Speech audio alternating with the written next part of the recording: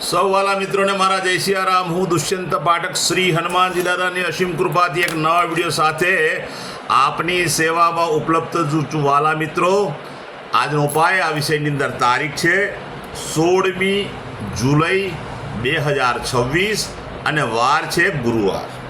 વાલા મિત્રો, પંચાંગની જો વાત કરીશું તો અષાઢ મહિનો શરૂ થઈ ચૂક્યો છે, શુક્લ પક્ષ શરૂ થઈ ગયો છે, નવરાત્રિ ચાલી રહ્યા છે, ગુપ્ત નવરાત્રિ. એમાં અશ્લેષા નક્ષત્ર અને સિદ્ધિ યોગ છે, કર્ક રાશિનો ચંદ્ર છે અને મિથુન રાશિનો સૂર્ય છે. ત્યાર પછી કર્ક રાશિનો સૂર્ય થશે. કર્ક રાશિની અંદર સૂર્યનો પ્રવેશ થવા જઈ રહ્યો છે. અશુભ સમયની વાત કરું તો યમઘંટ સવારે 5:52 થી 7:32 સુધી છે અને રાહુકાળ બપોરે 2:13 થી 3:54 સુધી છે. આ બંને અશુભ સમય છે. અશુભ સમયની અંદર કોઈપણ પ્રકારનું શુભ કાર્ય અને શુભ યાત્રા ન થાય. શુભ કાર્ય શુભ યાત્રા કરવા માટે કોઈ સારું ચોગડિયું, કોઈ સારું મુહૂર્ત લેવાનું, જેમાં ઉત્તમ અભિજીત મુહૂર્તનો સમય બપોરે 12:06 થી 12:59 સુધીનો છે.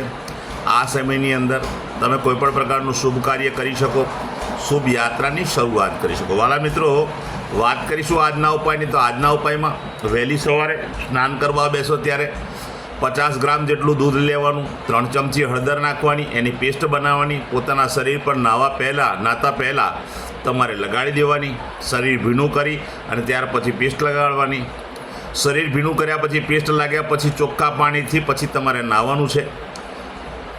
ચોખ્ખું પાણી ઉમેરી પણ શકાય, સાબુ શેમ્પૂનો ઉપયોગ પણ કરી શકાય. સ્નાન થઈ જાય ત્યાર પછી દૂધનું તિલક કપાળમાં અને નાભી પર કરવાનું છે. દૂધનું તિલક કપાળ અને નાભી પર થયા પછી તમારે બીજું એક કાર્ય કરવાનું છે. કપડાં પહેર્યા પછી તમારી માતાને તમારે ચરણ સ્પર્શ કરવાના છે. તમારી માતા હયાત ન હોય, દેવલોક પામ્યા હોય તો ઘરની અંદર જે વડીલ સ્ત્રી હોય તેના ચરણ સ્પર્શ પણ તમે કરી શકો. આટલું કાર્ય થઈ જાય ત્યાર પછી સંધ્યાકાળે પશ્ચિમ દિશા તરફનું મુખ રાખીને શ્રી હનુમાનજી દાદાને એક કાગભૂષણની રામાયણજીનો પાઠ, એક હનુમાન ચાલીસાનો પાઠ દાદાને અર્પણ કરવાનો. ત્યાર પછી રાત્રે સૂતા પહેલાં પોતાની પથારીમાં બેસવાનું, પલાઠી વાળવાની. ઓમ કૃષ્ણાય વાસુદેવાય હરે પરમાત્મને પ્રણત ક્લેશનાશાય ગોવિંદાય નમઃ. આ મંત્ર યથાશક્તિ જપવાનું. બસ આજનો ઉપાય પૂર્ણ થાય છે. જેમનો જન્મદિવસ 16મી જુલાઈ 2026 ગુરુવારના દિવસે બધા જ વાલા મિત્રોને સૌપ્રથમ તો જન્મદિવસની શુભકામના. શ્રી હનુમાનજી દાદા તમારી મનોકામના પૂર્ણ કરે, બલ બુદ્ધિ ને વિદ્યા આપે, સાથે સાથે તમારું અને તમારા પરિવારનું શ્રી હનુમાનજી દાદા રક્ષણ કરે.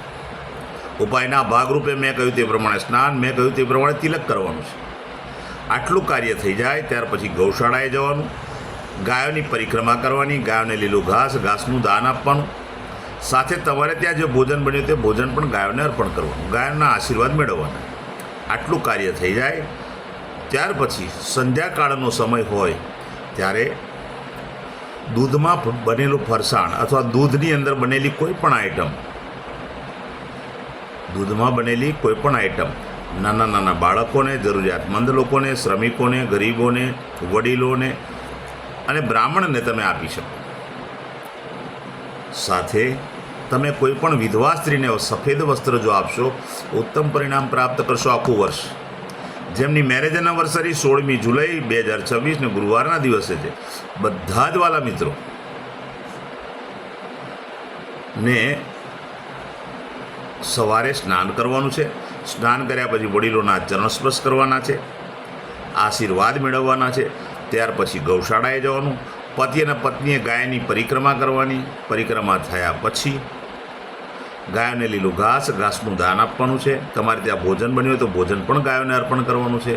બસ માત્ર આટલું થઈ જાય ત્યાર પછી તમારે કોઈ પણ વૃદ્ધાશ્રમ, અનાથાશ્રમ, વિધવાશ્રમ, કોઈ પણ જરૂરિયાતમંદ લોકોને, ગરીબને, શ્રમિકોને, બ્રાહ્મણોને તમારે આખા સીધાનું દાન આપવાનું છે. શાકભાજી સહિત બધું, દાળ ચોખા સહિત બધું સીધું આપવાનું છે.